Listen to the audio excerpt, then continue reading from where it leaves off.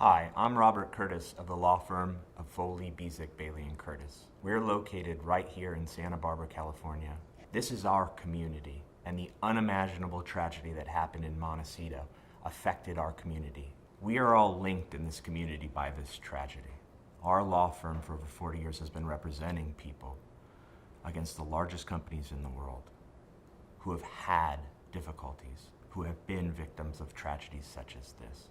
And now our legal team has filed the first 2 lawsuits against Southern California Edison for the victims of this very tragic mudslide.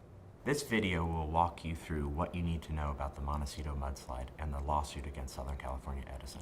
First, we'll talk about how did the Thomas Fire start. Second, we'll discuss did it cause the mudslide. Third, we'll discuss is Southern California Edison liable. Fourth, we'll discuss how insurance fits into this situation. Lastly, how can you protect your family? Let me tell you about the legal team that has been assembled to protect your interests. My firm, Foley, Bezick, Bailey & Curtis, has been practicing law in Santa Barbara for over 40 years. We've represented victims against some of the largest corporations in the United States and have recovered settlements and verdicts valued in excess of $1 billion. Another member of our team is Joseph Liebman out of Santa Barbara, California. Joseph Liebman has practiced law for over 30 years and is a notable landslide attorney. He has prosecuted land movement cases against utilities, municipalities, and cities. A member of our team is the law firm of Robertson & Associates out of Ventura, California. Mr. Robertson has been practicing law for over 32 years and has represented victims both of the Thomas Fire and of the Northridge earthquake. Throughout his career, Mr. Robertson has obtained verdicts and settlements in excess of $350 million.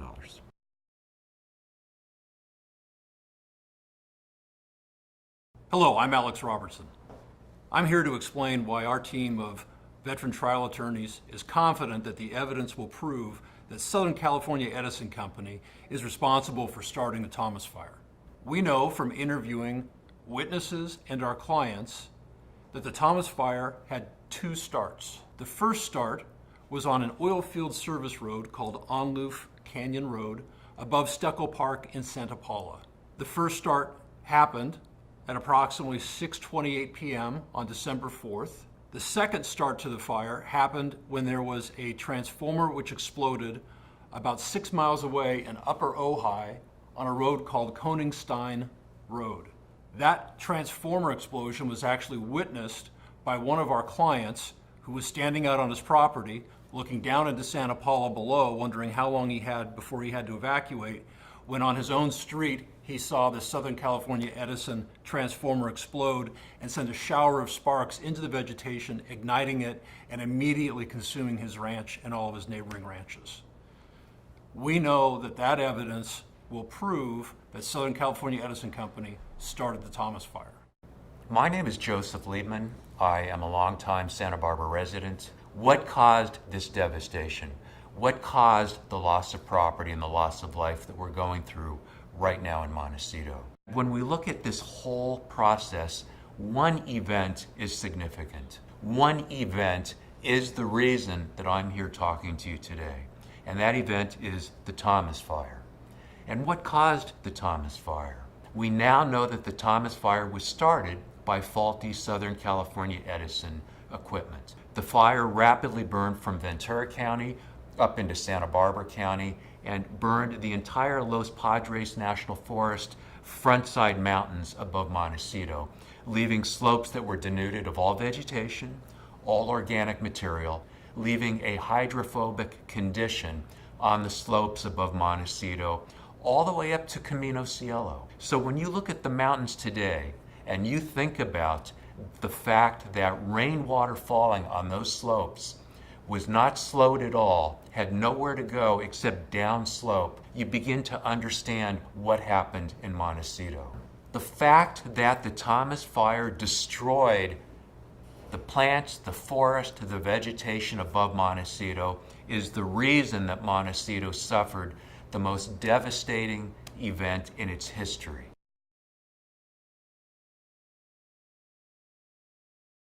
Unfortunately, one of the most difficult subjects that we have to talk about today is the tragic loss of life, where family members, through no fault of their own, lost loved ones as a result of Southern California Edison Company's negligence. For those family members, rebuilding is not only the physical structure that provides a roof over their family's head, but also dealing with the loss of their loved one, the loss of financial support, the loss of emotional support and companionship of those loved ones. We know from representing families who lost loved ones during the Northridge earthquake that this is a difficult period of time for them, and we know how to help guide them through this difficult period to make sure that their families are protected.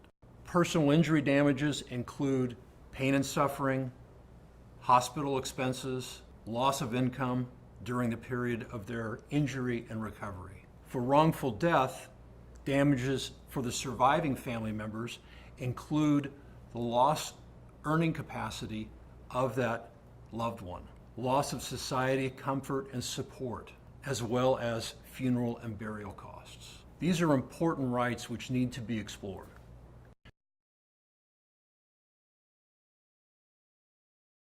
Now let's talk about your homeowner's insurance policy. Unfortunately, most people are underinsured as much as 30 to 40% of the cost to rebuild and restore their property.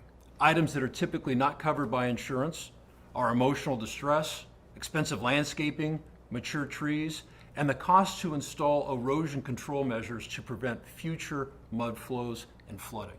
Your homeowner's insurance carrier is only obligated to reimburse you for damage to your home from either fire or the mudslide for the amount of coverage that's listed on your policy. Now, depending on the coverage that you purchased from your insurance company, it may not be enough to fully rebuild your home according to current building codes and standards. From an attorney standpoint, when something like this occurs, we look at what can we do to help our community? How can we best serve our clients? How can we assist people in rebuilding and starting anew? And one powerful weapon at our disposal is the legal theory called inverse condemnation. Inverse condemnation is a term that most of you have probably not heard of before. It is the flip side or the inverse of direct condemnation.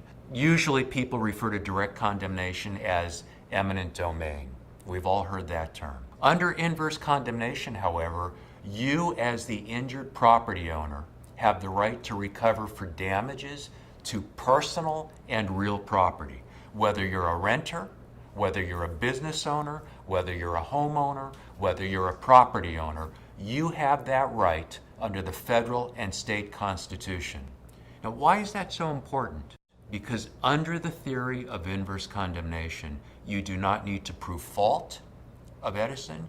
You do not need to prove that Edison was negligent. All that you need to show as the injured party is that the electrical system maintained, owned, and operated by Edison caused you damage. And how do you do that? All that you need to prove is that the Edison equipment caused the Thomas fire and that the massive devastation suffered by our community is causally related to that fire. And there is no dispute by experts in the field that the fire created a perfect situation that only needed a rainstorm that would then flow down onto our community. And we will prove through the experts that the most significant event in this causal chain of events was the Thomas fire that was started by Edison, that left the slopes of Montecito and the Los Padres National Forest in a denuded and dangerous condition.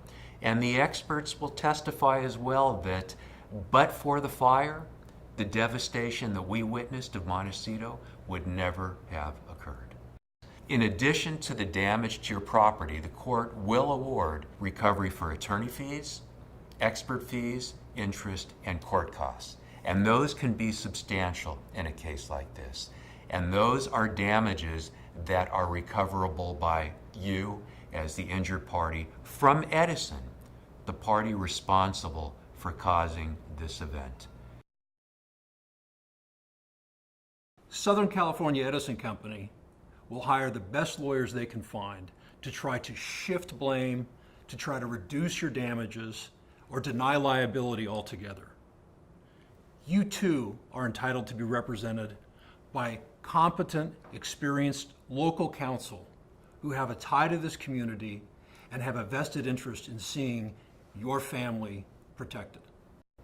We thank you for watching our video, and if we can do anything to help you or answer any of your questions, feel free to reach out to us. You can come meet with us in our offices in Santa Barbara, you can call us on the phone, or if you're unable to reach out to us, we will come to see you wherever you are.